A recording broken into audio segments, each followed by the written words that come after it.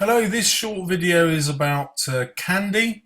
Uh, Lily Jack Linguin has asked, hello, if a question on Candy came up, what part of the book do you think we would get as an extract? Well, there are some crucial events about Candy.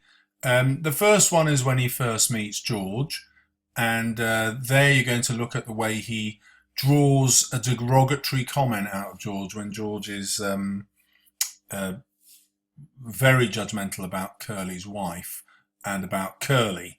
Um, so that's Candy's capacity for gossip, the need to find his place in the social hierarchy, um, and obviously the inherent sexism of the ranch.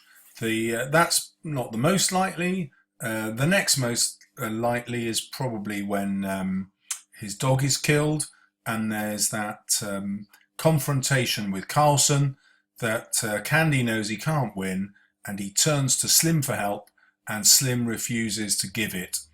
That really looks at the vulnerability of the disadvantaged groups, and Candy represents not just the disabled but also the old, and they are incredibly vulnerable because even Slim, who we're supposed to admire, is on balance happy to have Candy's dog killed, completely ignores Candy's emotions and thinks they're irrelevant.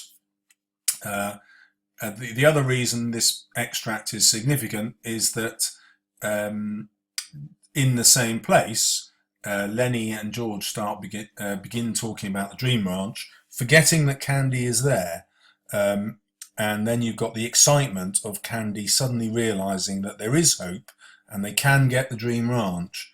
So that's a very likely extract to come up, and it ties in with all the themes of the novel, the discrimination, the ideas of fate, the ideas about the American dream, all tied into that key scene.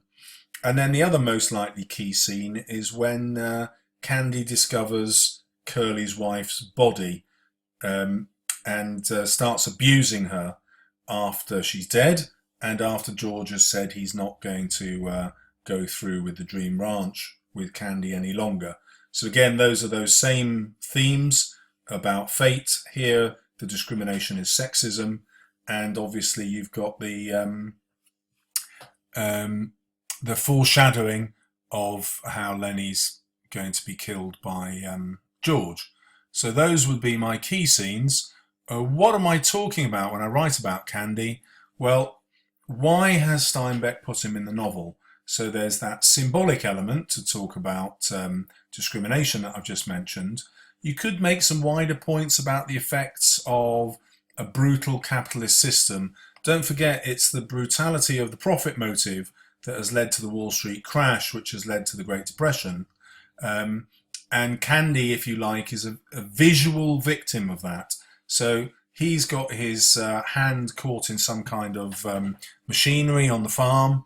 That, if you like, is a representation of what capitalism does to the workers.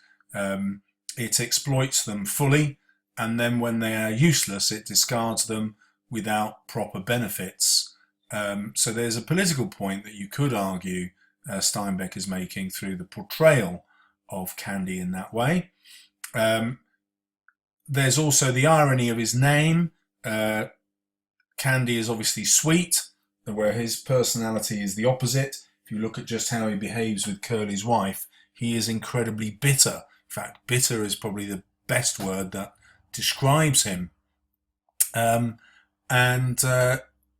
Candy also reminds us as a name of children. It's childlike, and we can actually look at Candy's behaviour as like a child, appealing to Slim as though Slim were his father, losing his pet, and then finding that he's ultimately powerless in the world of the ranch. And you could make a further point that the old, instead of being venerated and looked up to as wise, are instead infantilized and treated as children, and other people like Slim make their decisions for them. And so does George, doesn't he?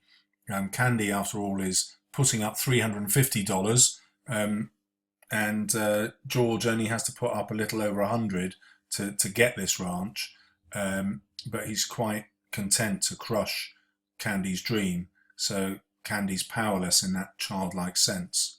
So I hope that helps. And I hope Candy comes up tomorrow, because if you've watched this, you'll be well away. And then the final thing is he's used as an image of the inherent sexism of society. It's he and George who are most vitriolic about Curly's wife, accusing her of being a tart and a bitch, when actually she's not had sex with anyone but Curly on the ranch, as far as we can tell. So good luck, and enjoy the exam.